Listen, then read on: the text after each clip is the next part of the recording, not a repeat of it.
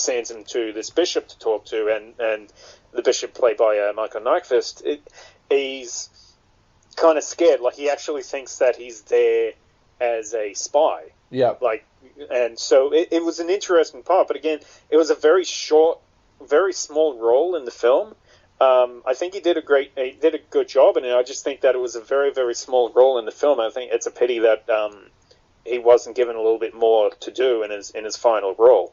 Yeah, exactly. And I'm surprised, actually, with some of the actors here, that there wasn't some Oscar talk, because I thought August Deal was great in this movie. And because of the way Malick shoots, it is actually quite rough for an actor, because there's no... You can't always reveal your emotion in dialogue. Like, there's a lot of scenes here where it's like Fran's walking around punching walls and stuff like that, like to show how frustrated he is. And there's lots of shots here of Valerie Pachner, like, being emotional and distraught, but with no dialogue to drive it. So it all comes down to the actor's face and their actions, which I'm sure for a lot of modern day actors is a bit of a challenge, because that old philosophy of show don't tell is kind of being replaced these days in a lot of movies and a lot of television shows, because they become very wordy. So to actually do a performance like this, it almost feels like theatre at times when you're watching it. So I thought that they did a great job of establishing their relationship. Yeah. Because I mean, again, the movie had 3 hours to work with, but they're together for a large part of the beginning of the movie, and you really get the sense that these two people care about each other and they love each other. And then for almost 2 hours of the rest of the film, they are in completely separate locations. They don't really share any screen time really for the rest of the film. And so I did think that the actors and Terrence Malick, they did do a great job of establishing that relationship and making it feel real enough that it could carry and feel believable for the rest of the film as they're kind of longing for each other.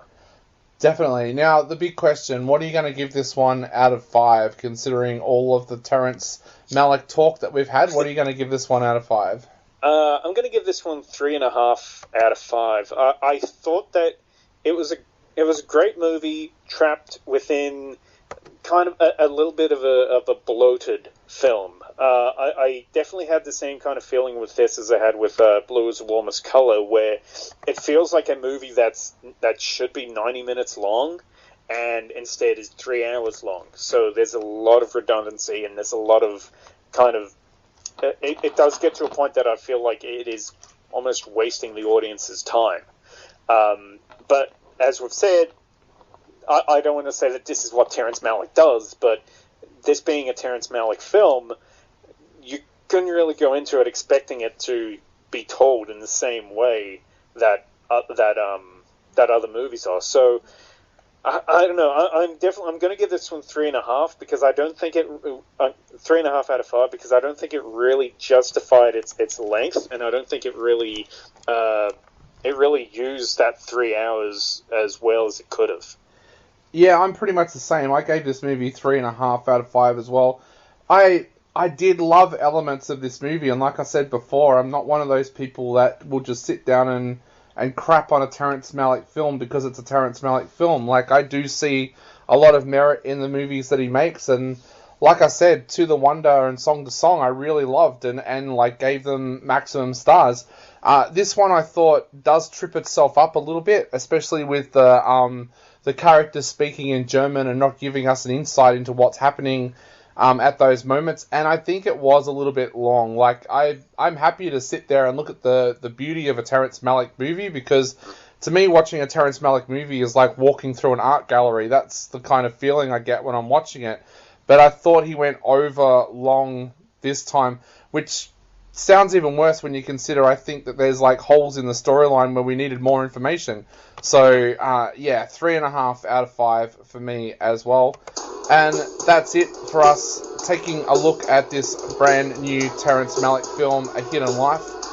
I've been Dave G. And I've been Kyle. And we'll be back very, very soon with another episode of the Popcorn Conspiracy. 3.5 out of 5 for both of us for this film, though. We'll see you soon.